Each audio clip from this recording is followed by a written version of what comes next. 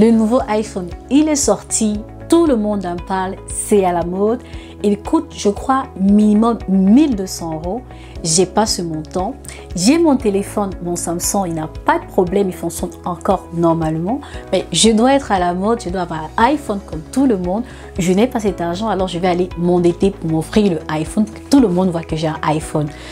Waouh! Il y a des personnes qui vont se reconnaître dans cette vidéo. Dans cette vidéo, je vais vous parler des dettes qu'il ne faut pas du tout faire.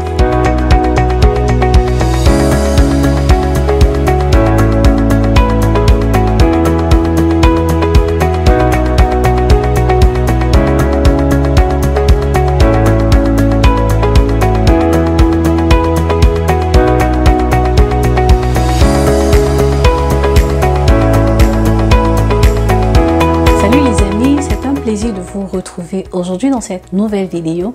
Si tu es nouveau, si tu es nouvelle sur cette chaîne, je suis Sonia Tiani.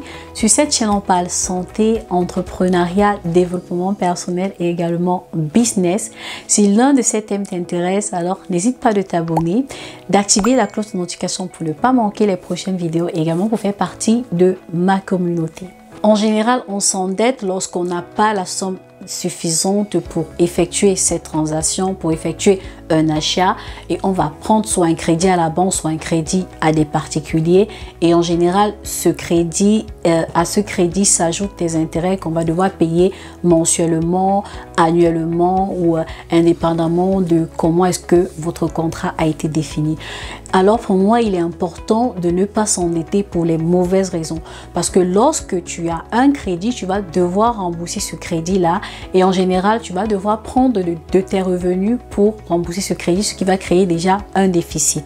Et pour moi, c'est pas important de s'endetter pour des mauvaises raisons. S'endetter, ça peut être bien lorsque tu t'endettes de façon intelligente, lorsque ce que tu vas faire avec cet argent va te permettre, va t'ajouter la plus-value ou va tout simplement te permettre d'avoir un retour sur investissement, une source de revenus supplémentaires ou simplement te permettre d'avoir un revenu passif. Dans ce cas, je te conseillerais de t'endetter par exemple pour acheter un appartement, même pour acheter une voiture qui va te permettre justement d'avoir un revenu supplémentaire. Là, je te conseille de t'endetter. La première chose pour laquelle tu ne devrais pas t'endetter, selon moi, est s'endetter pour acheter des appareils. Je l'ai dit dans ma vidéo, acheter un iPhone, par exemple, lorsque tu as un téléphone qui n'a pas de soucis, qui fonctionne normalement, s'endetter pour acheter un iPhone ou un appareil pour faire comme les autres, pour être à la mode, pour se faire plaisir. Pour moi, c'est pas un endettement, c'est pas une dépense que tu devrais faire. Si tu décides de te faire plaisir, d'acheter un iPhone pour te faire plaisir, alors je te conseille tout simplement d'épargner, et lorsque tu as le montant suffisant, tu t'achètes ton appareil ou ton iPhone tout simplement. Il n'est pas nécessaire pour moi de s'acheter un iPhone, de s'endetter pour s'acheter un iPhone.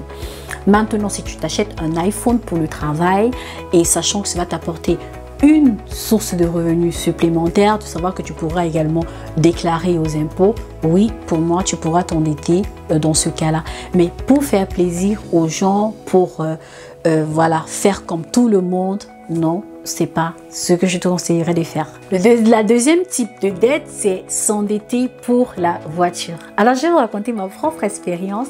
Il y a de là quelques années, j'étais tombée amoureuse sur une voiture. Je ne vais pas donner la marque ici. Et elle coûtait excessivement cher. Je n'avais pas les moyens de me l'offrir.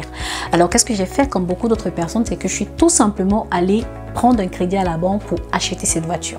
2 ans plus tard, je me suis rendu compte, parce que je payais les traites à la banque chaque mois, et 2 ans plus tard, ma situation financière a changé. J'ai eu d'autres dépenses, j'ai eu d'autres projets, et cette somme que je versais à la banque chaque mois devenait énorme. Je me suis rendu compte que la voiture que je conduisais, cette voiture que j'ai pris à crédit, devenait maintenant une charge, devenait une dépense supplémentaire pour moi, et qu'elle ne m'apportait pas un revenu supplémentaire à part le fait, voilà, de me sentir à l'aise dans cette voiture. Et ce que j'ai fait, c'est tout simplement que je l'ai vendue et j'ai acheté une voiture un peu plus moins chère, et le surplus, j'ai pris justement pour créer, voilà, pour investir. Raison pour laquelle, de par mon expérience, je vous dirais, je ne conseille pas de s'endetter pour acheter une voiture. Vous savez, il y a plusieurs types de voitures. Même le modèle, votre voiture de rêve, votre modèle de rêve, vous pouvez l'avoir justement à des sommes raisonnables, vraiment à bas prix, en seconde main. Ce que vous devez savoir, et c'est l'erreur que j'ai fait, c'est que j'ai acheté une voiture quasi neuve. Et lorsque je voulais la vendre, je crois 2 ans plus tard, elle avait vraiment perdu de la valeur. Le prix d'achat avait drastiquement changé. C'était quasiment la moitié du prix d'achat. Donc, vous devez savoir que lorsque vous achetez une nouvelle voiture, une voiture neuve, déjà à la sortie de l'usine, lorsque vous l'enregistrez déjà, elle perd de sa valeur. Au fur et à mesure que le temps passe, elle perd énormément de valeur. Et vous devez rembourser cette aide à la fin du mois. Et si vous n'avez pas, voilà, une source de revenus supplémentaire, ça peut arriver, ça peut peser sur vous. Alors, je ne vous conseille pas de vous endetter pour acheter une voiture.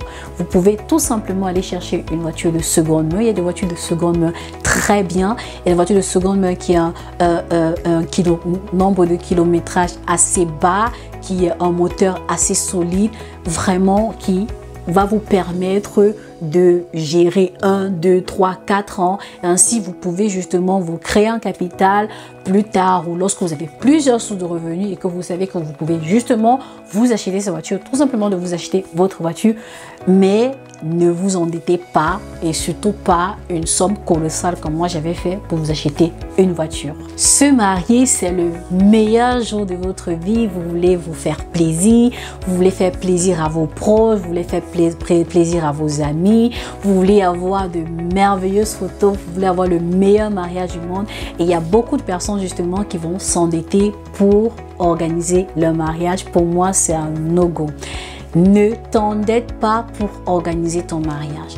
Moi, ce que je te conseille, c'est vraiment d'épargner, de prévoir une date, d'épargner et de fixer les dépenses par rapport à ton budget. Parce que ce que tu oublies, c'est que les dépenses que tu vas faire à ton mariage, les dettes que tu vas emprunter pour ton mariage, c'est une journée. Ce sera le meilleur jour de ta vie. Mais après le mariage, il y a la vie.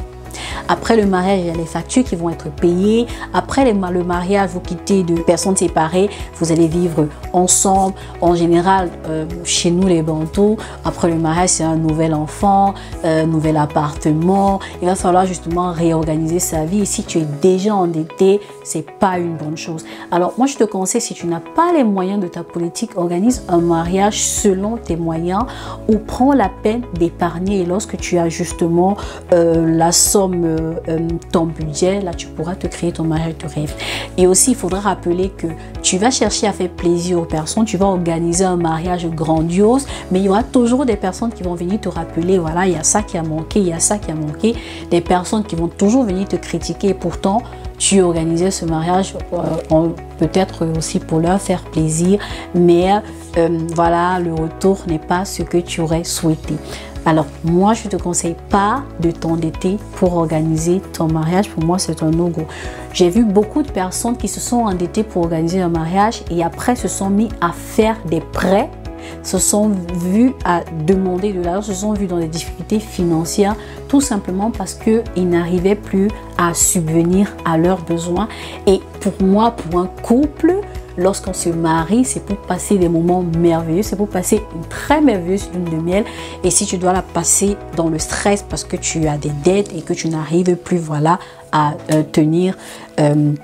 à subvenir à tes dépenses, c'est pas une bonne chose et tu ne devrais pas t'endetter pour ça. Lorsque tu vois ton ami aller aux îles Caraïbes, lorsque tu vois ton ami aller en vacances à Kribi, tu as souvent tendance à te dire, voilà, j'aimerais également m'offrir ces vacances de rêve. Sauf que tu n'as pas les moyens de ta politique pour t'offrir ces vacances. Et qu'est-ce que tu vas faire? Tu vas aller t'endetter. Selon moi, ce sont des dettes que tu ne devrais pas faire, t'endetter pour t'offrir des vacances. Vous savez les amis, les vacances c'est un moment de plaisir et lorsqu'on y va, on doit vraiment passer de bons moments.